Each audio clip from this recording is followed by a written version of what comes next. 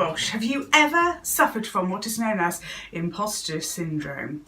Imposter syndrome is that feeling that, it's like I'm faking this.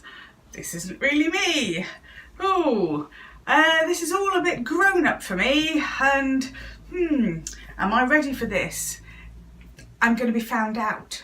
Somebody's going to realise that I'm not the person that I'm making myself out to be. That's kind of your imposter syndrome in some of its variant guises. Now, the exciting thing is, how many of you actually feel like a grown-up? Yeah, no. Some of the most interesting 70-year-olds I know still don't feel like a grown-up, but it doesn't stop them acting like a grown-up.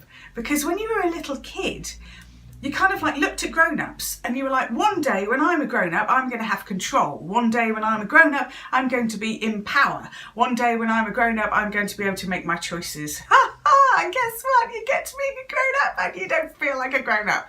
Because in a sense, we realise that control is a bit of an illusion and a myth, and that we don't have the choices that we thought we have, because you've got to turn up and you've got to go to the job and you've got to earn money and you've got to pay the rent.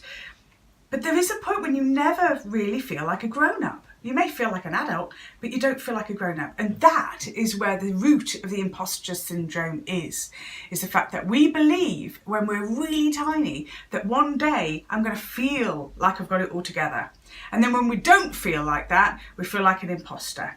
And the truth is that pretty much I would say everybody feels like they're an imposter unless they're living a really boring life with not very much going on in it.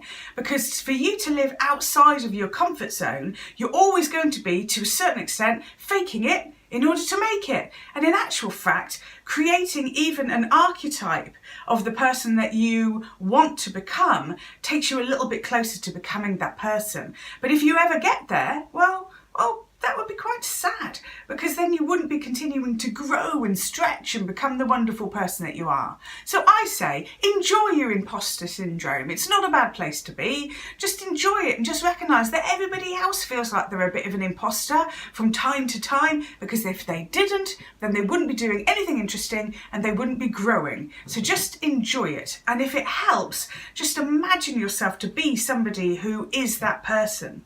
You know, sometimes I kind of like wear a suit jacket just so that I can feel, I'm in control, without the 1980s crazy shoulder pads. But those shoulder pads, in a sense, we're going back to that idea of wanting to feel broader in the chest. Oh, hang on, a little man-like. No wonder in the 80s we thought the shoulder pads were a good thing.